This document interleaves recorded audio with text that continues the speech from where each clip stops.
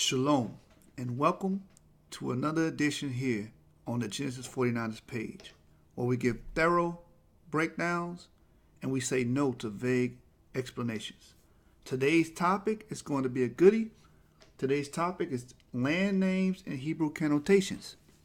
Land names and Hebrew connotations, because we're going to deal with the native Indian tribe names and what their ancestors named the lands of the Americas. And we're going to show the Hebraic and Aramaic ties that they have, okay, within these land names. First slide. Sirach 40, verse 19. It says, children in the building of a city continues a man's name. And this is the primary focus of this whole presentation. Children in the building of a city continues a man's name. Why? Because a lot of cities are named after famous men, i.e. Alexandria in Egypt,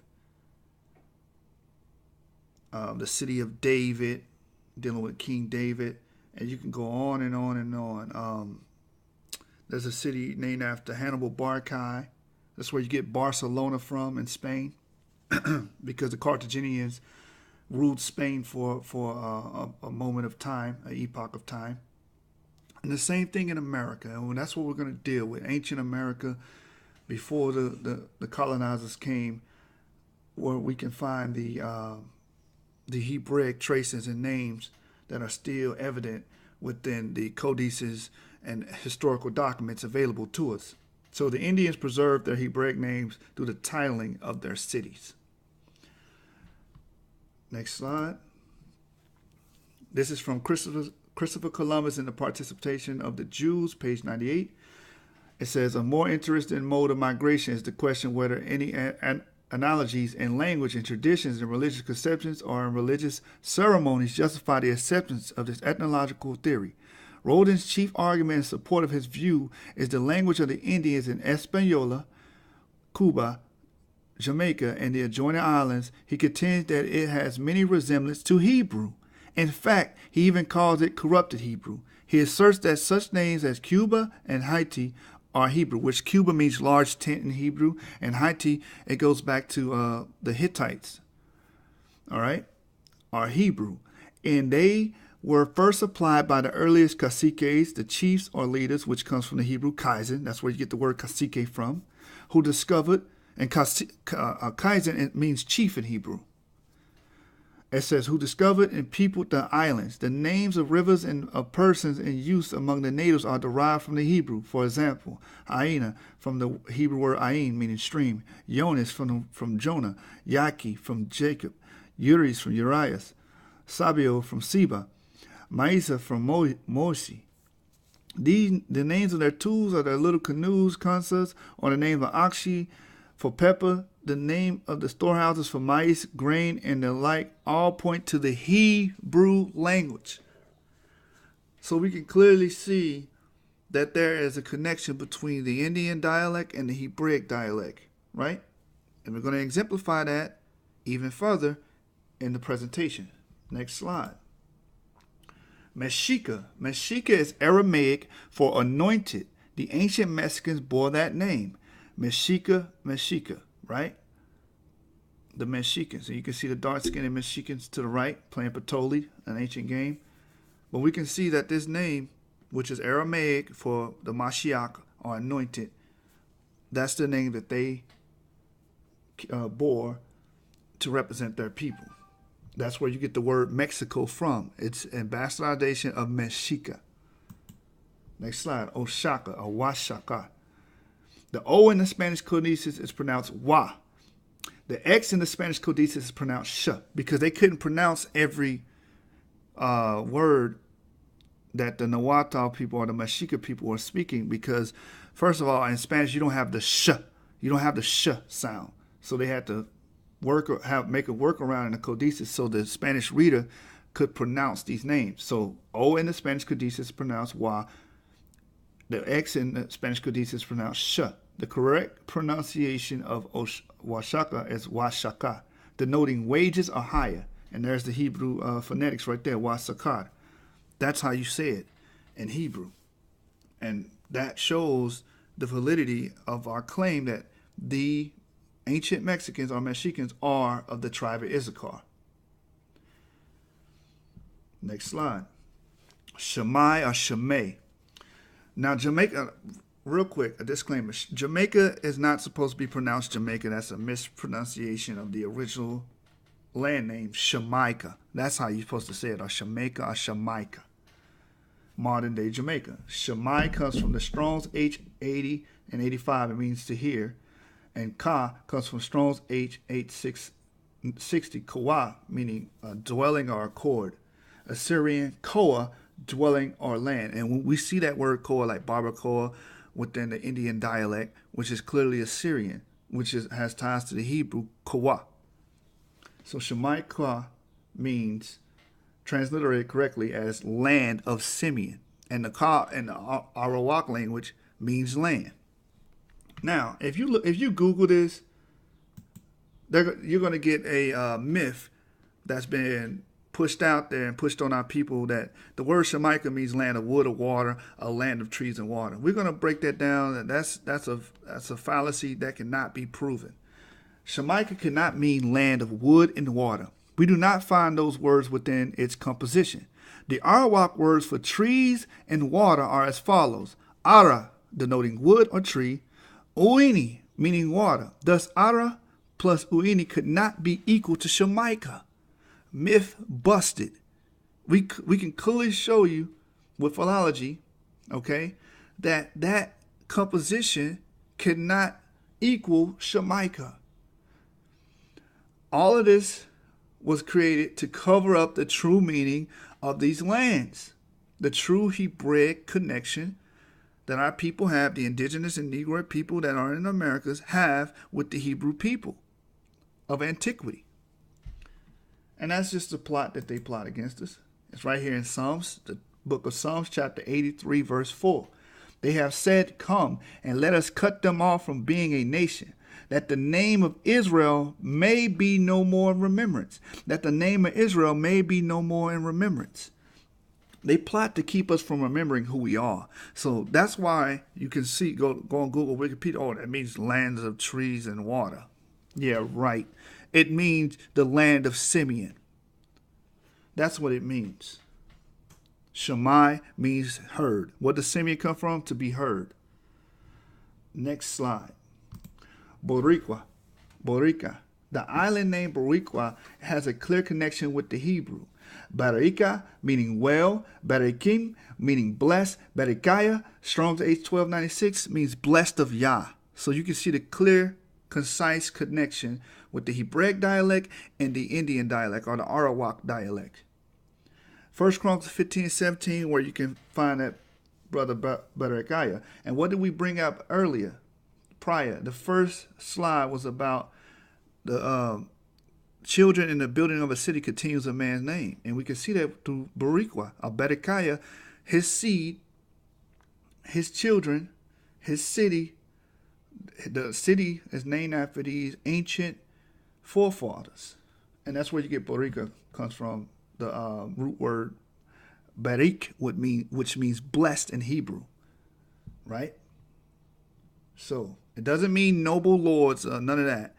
That's poor scholarship, whoever pushes that, because they probably just got that from the website or whatever. No real research went into it. No real philology or metathesis went into, coming up with that ideology. Next slide. Genesis 49:26. It says, "The blessings of thy father have prevailed above the blessings of my progenitors, and unto the utmost bound of the everlasting hills. They should be on the head of Joseph, and on the crown of the head of him that was separate from his brethren." So the Lord basically was prophesying about Joseph, that he'll have blessings unto the utmost bound of the everlasting hill. The utmost bound of everlasting hills is the Americas. That's the utmost part of the earth, the Western Hemisphere. Proving what? That the 10 tribes came to America. I have plenty of videos exemplifying that fact on my channel. Check them out. Israelites Discovered America was the latest one. Check it out. But this scripture clearly shows the connection of the blessings of Joseph i.e. Berakim, a Berik, which means blessed. And that's where you get the word Berika from. So when someone says they're Boricuan, they're talking about they're connected to those indigenous people that were originally there, which were Hebrew. That's why they called the island Berikim, because it was a blessed island.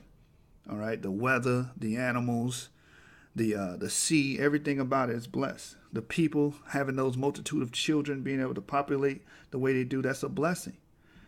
So Berika means a blessed land, okay, or a blessed people. Next slide. Tola. Let's deal with the Toltec Indians, right? The Toltec Indians, they have a very strong Hebraic tie. Tola, a son of Issachar, fathered the Tolites, or Toltec people, who obviously came to Mesoamerica in BC times and settled. Genesis 46 and 13 and Judges 10, 1 and 2 are the two reference scriptures. To the right, I have a source to exemplify this. It says, built on the ruins of the once great capital of the Toltec Indian Empire. Tola was a humble abode village set around the usual Central American plaza. And that's from Tycoon's War by Stephen Dando Collins, chapter 4. Right?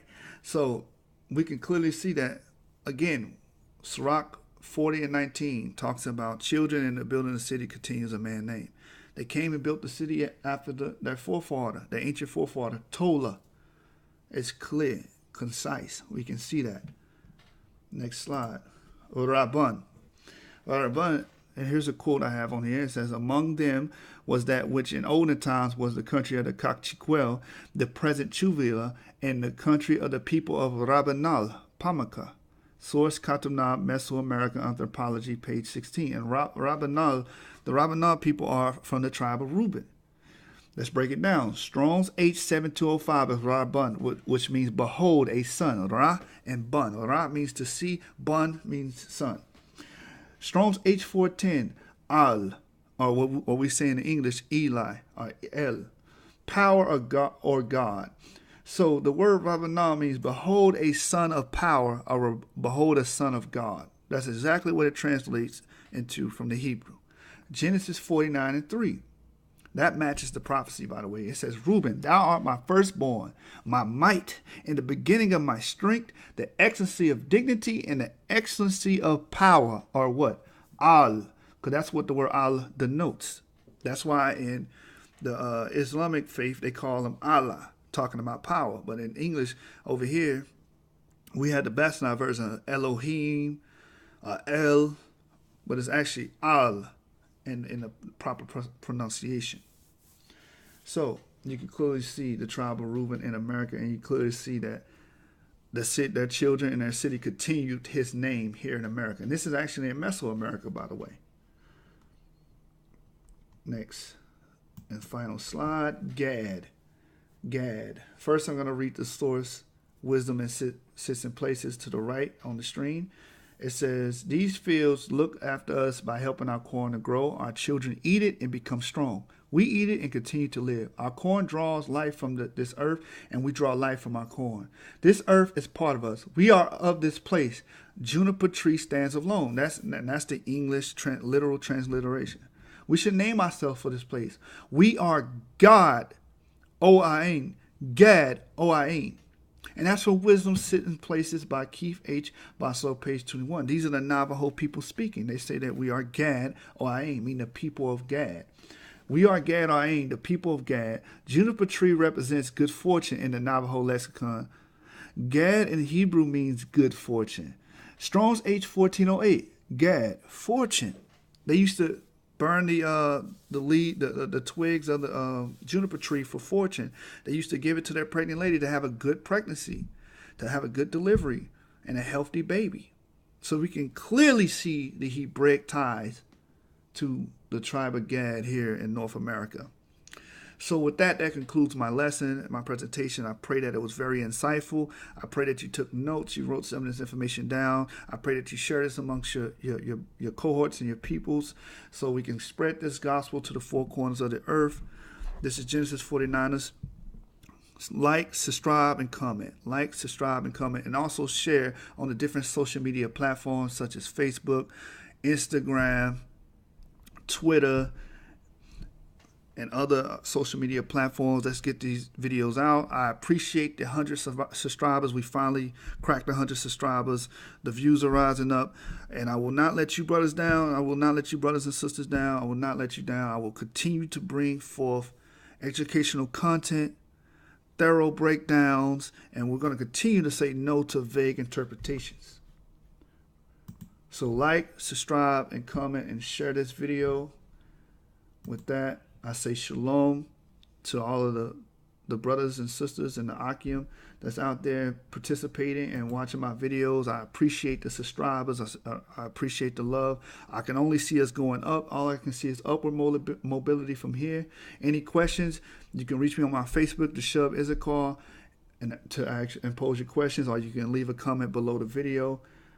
With that, I'm saying shalom. Genesis 49ers signing off.